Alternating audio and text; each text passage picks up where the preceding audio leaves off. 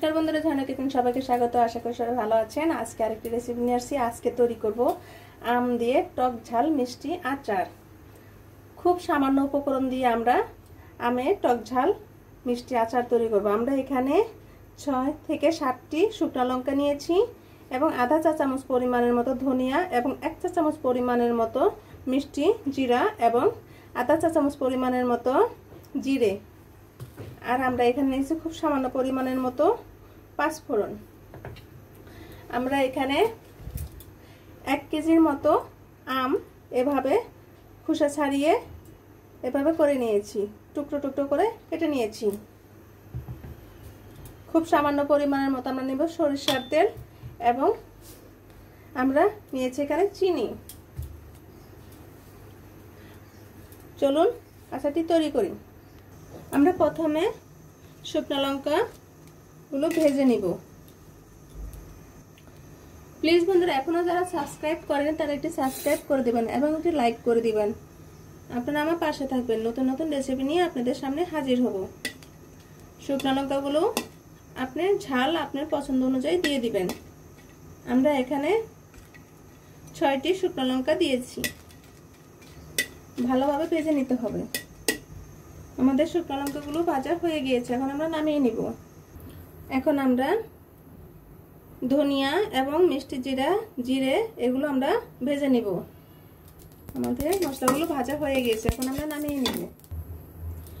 এখন আমরা ওই কড়াইতেই আমরা এখন সরিষার তেল দিয়ে দিব, খুব সামান্য পরিমাণের মতো 1 চা চামচ পরিমাণের মতো আমরা সরিষার তেল দিয়ে দিব। এর মাঝে গোটা কয়েক পাঁচফোড়ন দিয়ে দিব।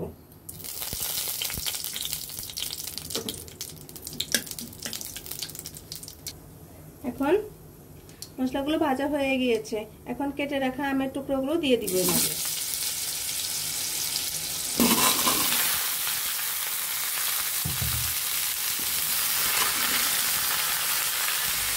এখন আমরা পরিমাণ মতো লবণ দিয়ে দিব।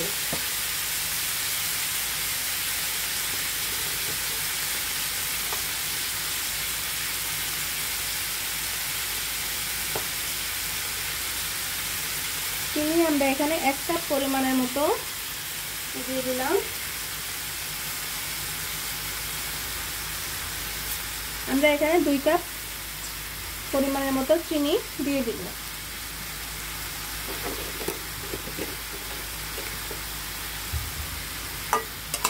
এখন ভালোভাবে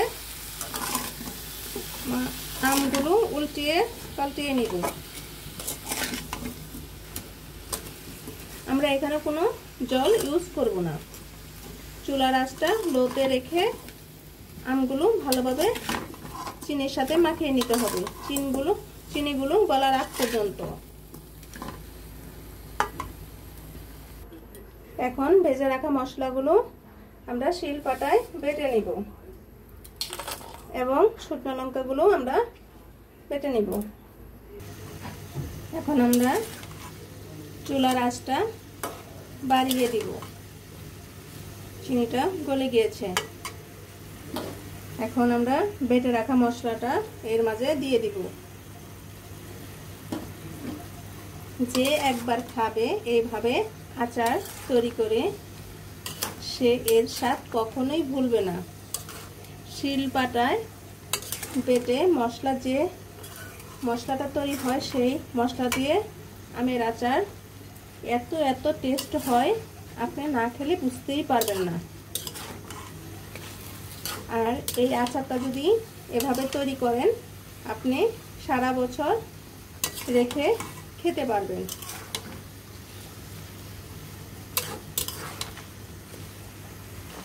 বন্ধুরা দেখুন, আমরা কিন্তু এখানে কোনো 1 ফোঁটাও জল ইউজ করিনি। চিনি যে জলটা উঠেছে গলে সেটাই। এভাবে আমরা বেশ কিছুক্ষণ আমগুলো উল্টিয়ে পাল্টিয়ে নিব। দেখুন কালারটা কত সুন্দর চলে আসতেছে, দেখে জিভে জল এসে পড়ছে। দেখুন বন্ধুরা, আমের আচার প্রায় হয়ে গিয়েছে। কিন্তু এখনো ভালোভাবে গলেনি, এমনি সিদ্ধ হয়ে গিয়েছে। কিন্তু আপনারা খুব সাবধানে আমগুলো উল্টিয়ে পাল্টে দিবেন, যাতে পুরোপুরিভাবে যেন গলে না যায়। গলে গেলে ভালো দেখায় না। এখন আপনারা চুলার আঁচটা লোতে করে দিয়ে দিবেন। আচারটা এভাবে তৈরি করে খেয়ে দেবেন। অবশ্যই আপনারা কমেন্টে জানাবেন ভিডিওটা কেমন হলো। আপনারা অবশ্যই লবণটা চেক করে দেখবেন।